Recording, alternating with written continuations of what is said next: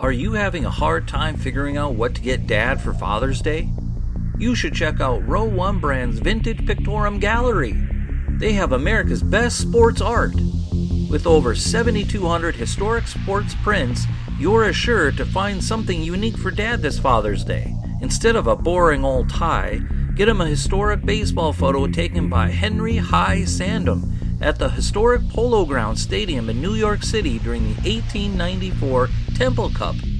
Or, if he's an NFL buff, check out the 1963 vintage NFL poster. These are so good looking that you'll be amazed how they turn out. Shop now at sportshistorynetwork.com/row1 and save 15% off your order.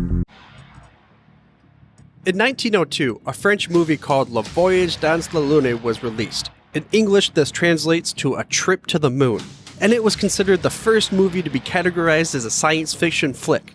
This movie depicted a group of brave astronomers venturing to the moon 67 years before the real thing happened. Now talk about innovation.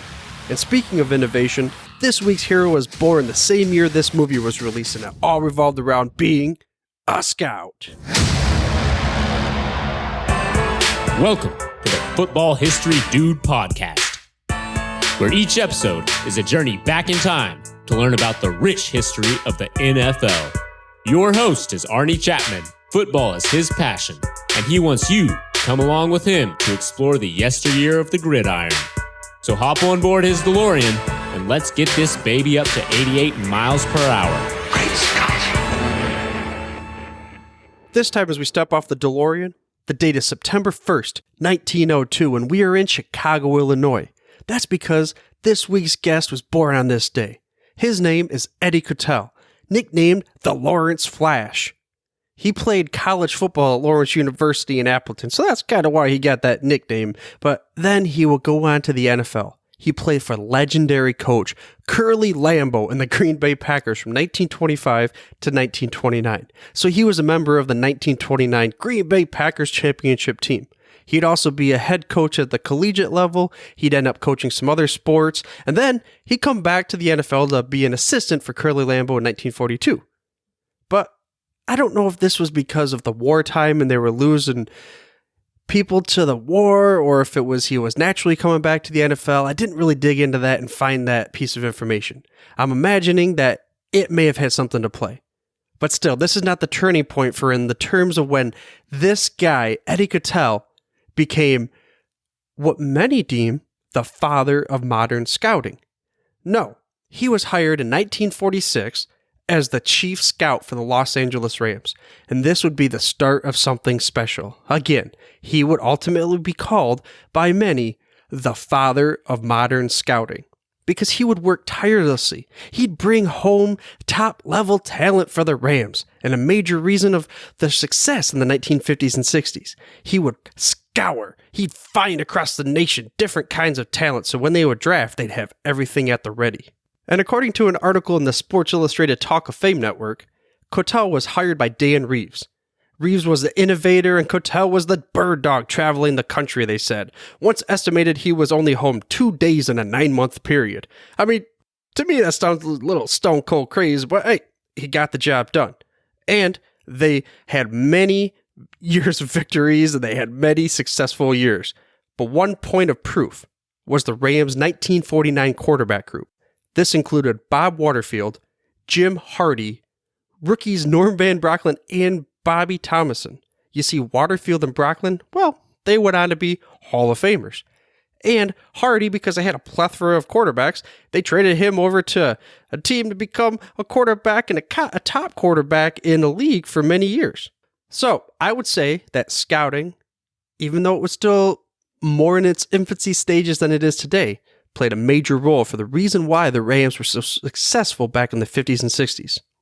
And from that same article comes a quote from former Chicago Cardinals personnel director Ray Garacci, and it went as such. "The Rams made us all look like we were from the boonies, sleepers, busts, and franchise makers, the behind-the-scenes story of the pro football draft." End quote. That's pretty much what they said. Hey, they came to play. They did their homework, they knew what they needed to do, and they got the job done. We're all just sitting there in the boonies. You know, I don't know, hayfield, bonfires, and that kind of thing. But beyond that, the Rams are one of the first teams to perform extensive research on collegiate players. As far as, bringing it to the draft, they were armed to the teeth when it came to drafting players. They were prepared for anything. And who was the GM for them for many years? Well, none other than legendary Tex Schramm.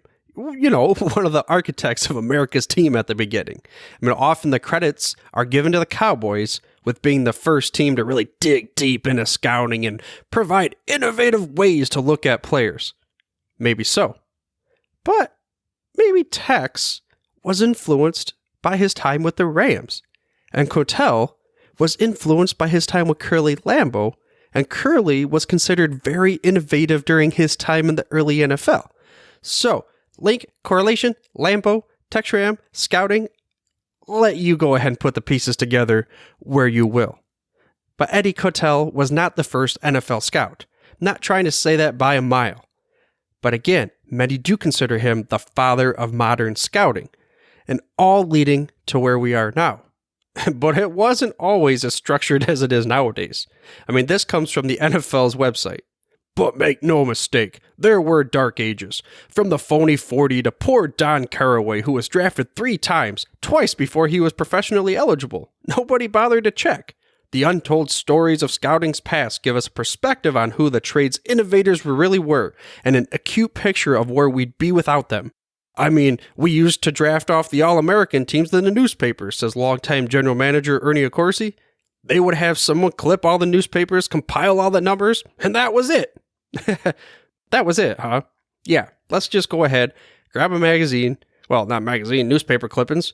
Here's the All-Americans. Throw them on the board. Toss darts. Whoever you got, that's who you're going to have on your team next year.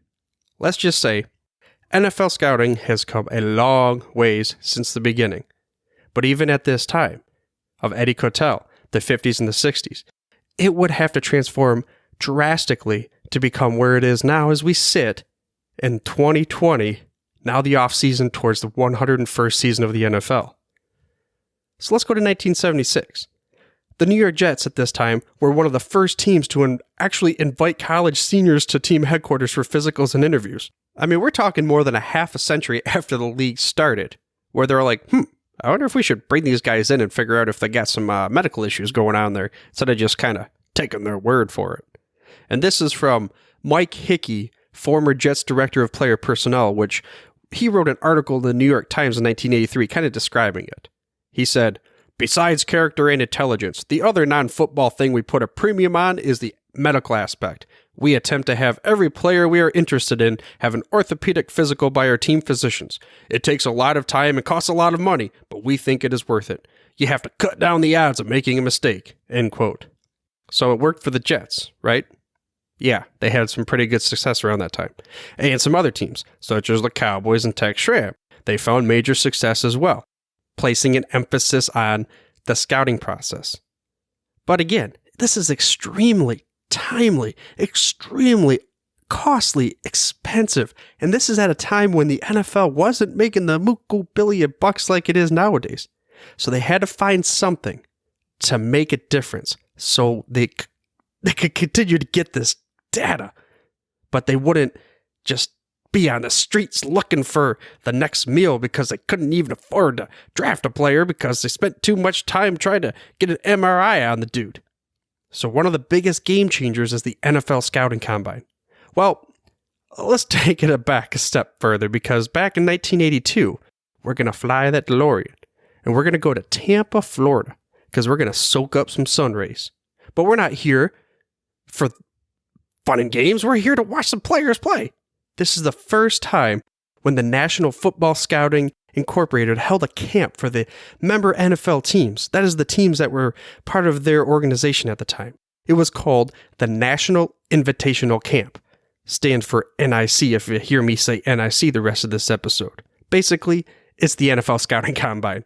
Only 163 players attended at the time, and there were really only 16 members of the National Football League a part of this National Football Scouting, so a little bit more than half at the time. Still, it was a little bit different than now. It wasn't all honky-dory because, like I said, not all the teams were there, and they weren't even organized all that well. They had to have 2 other camps because there's 2 different scouting branches that had to have their own type of camps. At the time, there were 3 scouting firms: National Football Scouting, Blesto, and Quadra. So, of course, they're going to hold their own little camps, too, because they don't want to be left out in the cold. And they're going to do this within a 4-week period. So think about that. The logistical nightmares of senior college athletes who, some of them are like, man, am I even going to have a shot at making the NFL? And if I do, I'm going to be the minimum? At a time before free agency was even a thing. So talk about the salaries weren't even the same way they are now. They're like, do I really want to go fly around to all these different places? And who knows, maybe they even had to pay for themselves. I didn't even dig in that far. So a lot of them, they would end up deciding, I'm going to go to 1, or I'm going to go to 2. I'm not going to go to 3. So then talk about draft time. That's got to be difficult for NFL executives trying to make a decision. Well, this player didn't come to my combine that I had my scout at. So, man, I got to take word for it. I don't know. Let's just pass on him. And then, boom, bam. All you know next, he's the next superstar. So things kind of went a little bit crazy. Then in 1985, all the teams are like, let's go ahead and combine to each other and let's have just one scouting combine because this ain't working out a whole lot. And that was 1 week after the Super Bowl in sunny Arizona, the campus of Arizona State, because it was considered to have excellent outdoor facilities. And the timing of the year, well, hey, right after the Super Bowl, it's going to be cold everywhere else. Let's have it in Arizona.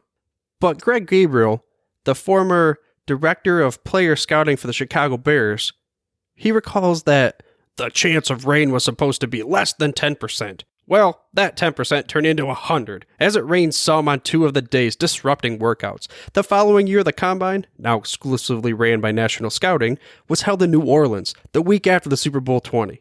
That was the first indoor Combine, but to say it was disorganized is an understatement. When the drills were held on the floor of the Superdome, many coaches and scouts would just grab a folding chair and find a place to sit on the field. The team executives who wanted to sit in the stands were blocked from seeing everything. It was a farce.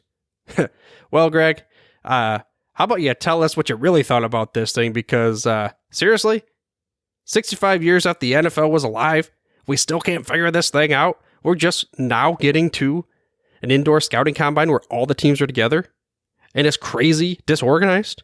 Kind of makes you think, though, how smooth everything seems now to us on TV when we watch the combine go from one to the next. I mean, sure, there's probably a lot of craziness going on behind the scenes, which we're going to get into a little bit. But first, something else from that 1986 combine. Bo Jackson reportedly hand-timed a 4.12 second in the 40-yard dash. I mean, that is just bananas fast. But watching that play where he ran to the tunnel, maybe that's so.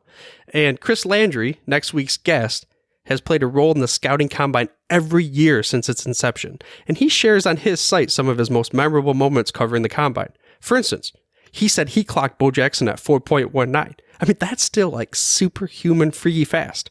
So I'll leave a link to his page with his memorable moments in the show notes, which, by the way, you can get to the show notes through your podcast player or by heading to thefootballhistorydude.com. Again, that's thefootballhistorydude.com. Also, while you're at it, I ask that you please subscribe for free to the show by mashing that little subscribe button on your podcast player of choice. That way you get the hottest, freshest out the press episodes, well, each and every week. But on to 1987. You see, after that whole shamble in Louisiana, they're like, let's move this thing over to Indianapolis. At the time, it was called the Hoosier Dome. You know, Indiana Hoosiers. Later, it would be named the RCA Dome, and then they would have it there until 2009. But that's not because they went to another city. It's still in Indianapolis, but they had to transfer over to what is now called Lucas Oil Stadium, where the Colts play. So that's like the whole location, geographical. It's going to be stuck in Indy probably till the day we all die. But regardless, 2004 was a very landmark moment as well, because that was the first time when the NFL Scouting Combine was showed across the stratosphere. Well, I mean, that's when they played it on TV for us to be able to watch and see those, clock them, watch them run down the field. And, oh, that guy's pretty fast. And dang, I didn't think that guy could do that and all that kind of thing. But 2005, speaking of speed, this is when the surface of the RCA Dome changed from AstroTurf to what they call field turf. Now, this resulted in faster 40 times, and it makes you think a little, how much faster? I mean, it's just like twitchy fast, not that much, but as far as 40-yard dash times goes, whoo-wee. What would that have been for other players being able to run on that type of a turf as opposed to the AstroTurf? Well, kind of important, because there used to be a formula for it, for them to try to figure out, well, they're running on grass, they're running on AstroTurf, or maybe they're running on a track field. Well, that's what they did. They used a formula. They would always calculate everything back to the player's grass speed as a natural grass, because that's considered to be the slowest of all the surfaces where players are going to run 40s. And I guess it makes sense too, because if you're playing on a grass field in a real football game, then you want to kind of try to match it up a little bit, even though 40-yard dash doesn't equate into football speed exactly, but you got to have some kind of reference. So what they did, this is from Greg Gabriel again, he said that if a player ran a 4.45 on AstroTurf, they were going to automatically convert that to 4.55 on grass.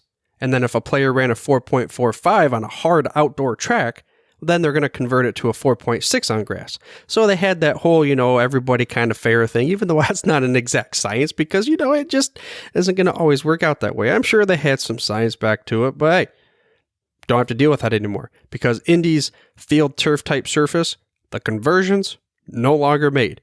Things are more on I guess you could call a level playing field. I mean, again, 40-yard dash is important to see how fast a dude is, but that doesn't always equate to on the field true football speed.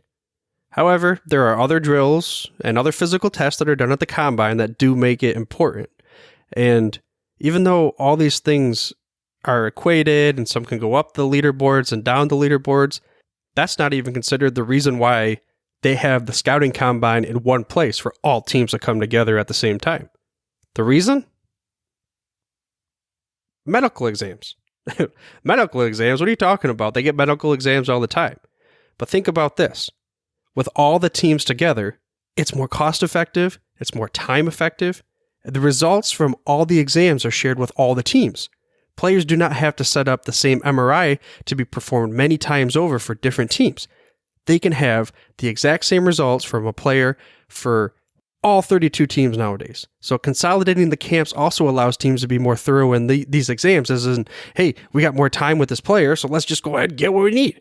So because they had more time, this also allows them to have better and more thorough physical and psychological testing. The next kind of question is, well, how many players are even at the combine? Well, only about 300. And this is by invitation only. And this comes from the NFL Ops page for what is deemed as automatic ineligibility. As with past combines, draft-eligible prospects will not be permitted to participate in any aspect of the combine if a background check reveals a conviction of a felony or misdemeanor involving violence or a use of a weapon, domestic violence, sexual offense, and/or sexual assault. The NFL also reserves the right to deny participation of any prospect dismissed by their university or the NCAA. End quote. So they take a stance. But at the same time, teams do have the opportunity to evaluate these players individually so as they follow all league-wide guidelines. Now, what about that invitation-only thing? I mean, who decides? You get 300 total players to come to this combine out of the thousands that are out there? Well, nowadays, the shoulders of the person that this ultimately rests on is one Mr. Jeff Foster, the president of National Football Scouting. He's in charge of the combine, and of course, it's not just him, but he has held this position since 2005 and constantly looks to improve this process.